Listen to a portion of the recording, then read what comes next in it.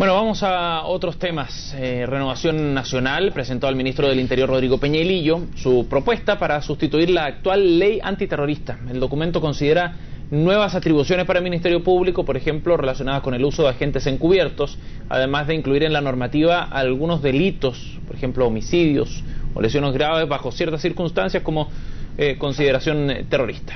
Y para conversar más al respecto nos acompaña en Mañana en Directo el senador de Renovación Nacional y también integrante de la Comisión Especial de Seguridad Ciudadana, Alberto Espina. Senador, muchas gracias por acompañarnos. Hola Paola, hola Sebastián, bienvenido. ¿Cómo están? Encantado. Senador, quizás lo más importante, antes de que tratemos de hacer una comparación entre este proyecto y el que presentó esta comisión presidida por Juan Pablo Hermosilla, es entender bien cómo en su proyecto queda definido lo que es un delito terrorista.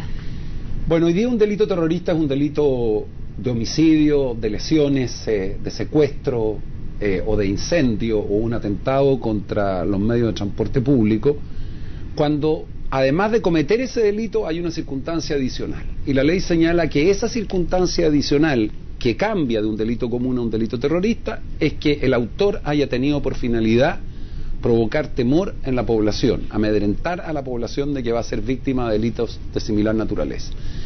Y eso ha hecho extraordinariamente difícil que en Chile se prueben los delitos terroristas. Puesto que probar el pensamiento del hechor es imposible. Él podría decir, mire, yo la verdad es que puse una bomba, pero mi propósito no era matar a 200 personas, aunque se puede haber ocurrido. Mi propósito era simplemente vengarme contra el dueño de casa, la puse en la calle y entonces...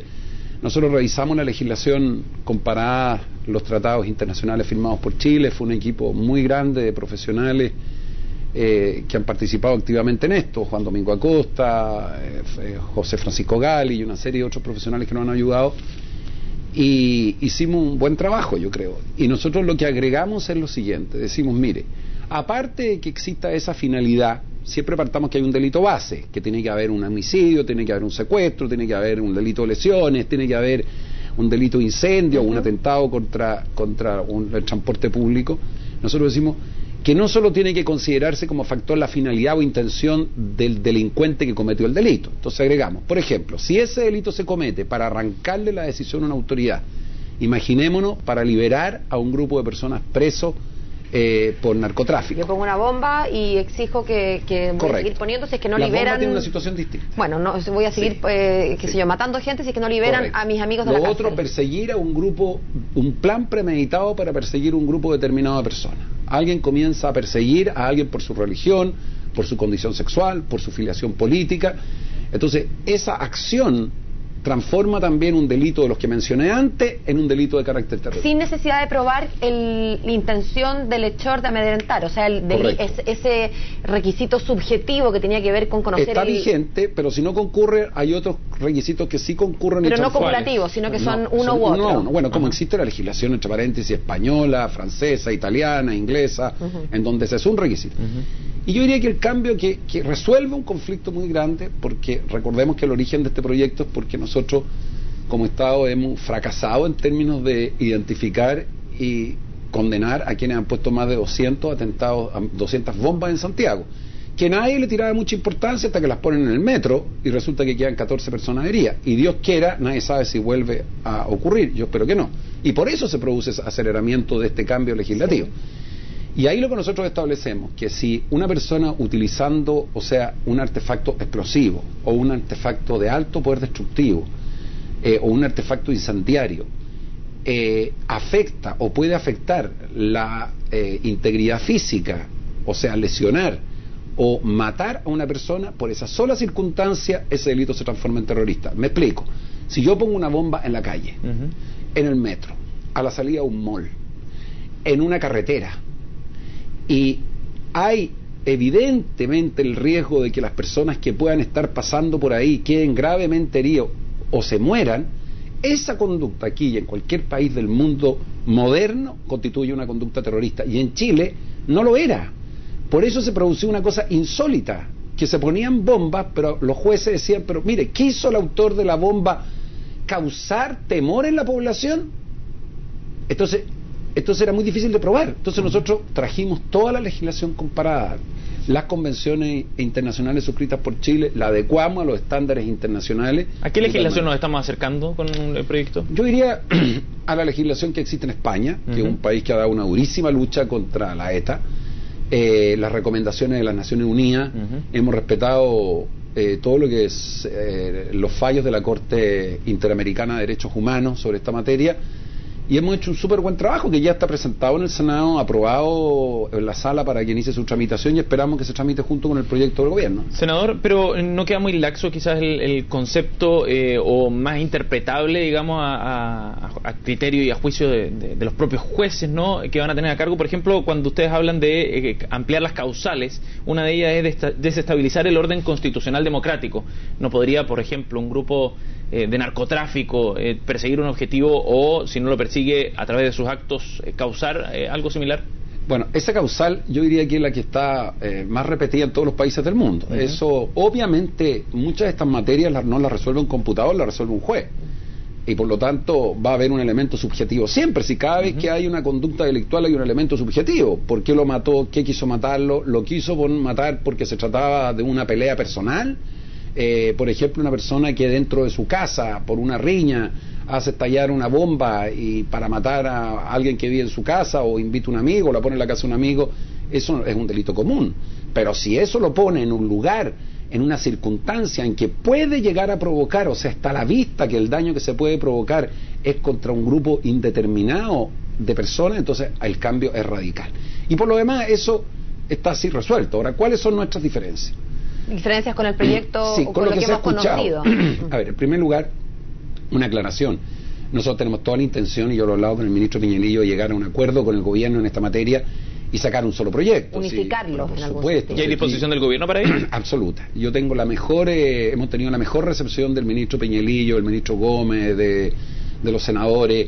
Nosotros vamos a hacer una buena pega en esto, pero los partidos políticos no solo tienen que quedarse en el diagnóstico. Hay algo que yo tengo muy metido en la cabeza, que los políticos se han pasado, no todos, pero muchos, en opinólogos. Son comentaristas. Yo veo el programa y todos comentan. La pregunta es ¿quién pesca? Y se da la tarea, y nosotros lo hicimos con un equipo grande. Aquí está el diputado Fuenzalía, Marcela Sabat, hay un equipo grande que ha ayudado en esta materia, de hacer un proyecto que tiene 23, 24 páginas analizadas durante 2 meses. O sea, es un trabajo de muchas horas.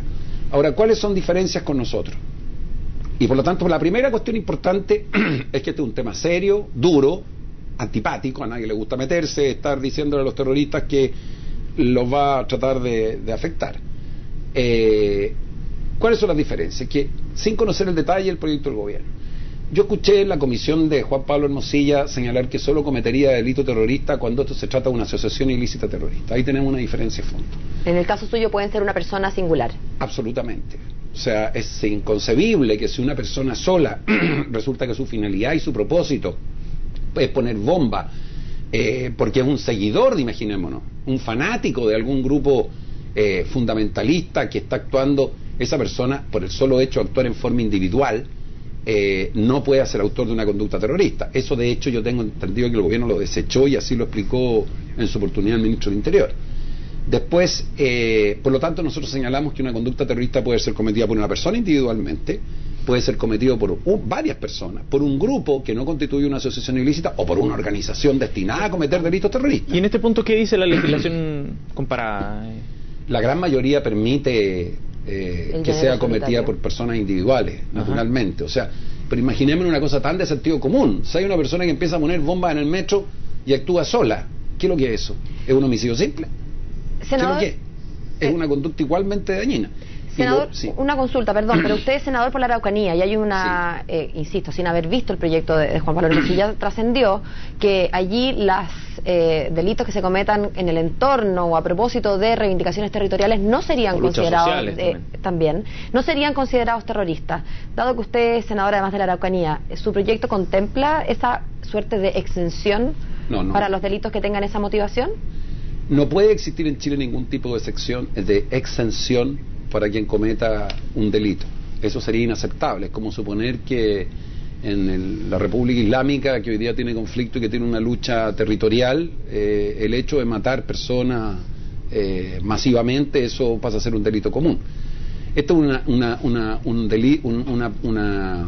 unas normas que no están puestas pensando en si el autor es mapuche, winca, si es católico, si es judío, si es gay, si es heterosexual.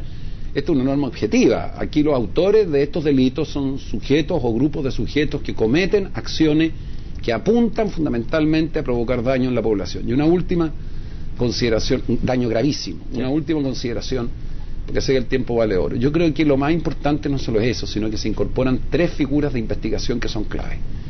Porque la verdad es que hoy día pasa una cosa ridícula. La ley antiterrorista, en la ley de narcotráfico, nosotros las tenemos. En la ley antiterrorista no, que son el agente encubierto para infiltrar las organizaciones terroristas, el informante y la entrega vigilada, que se vayan trasladando los explosivos y se siga hasta pillar a los cabecillas. Senador Espina, le agradecemos muchísimo que haya venido a CNN Chile. No, un millón de gracias a ustedes. Buen día. Gracias, que les vaya súper bien.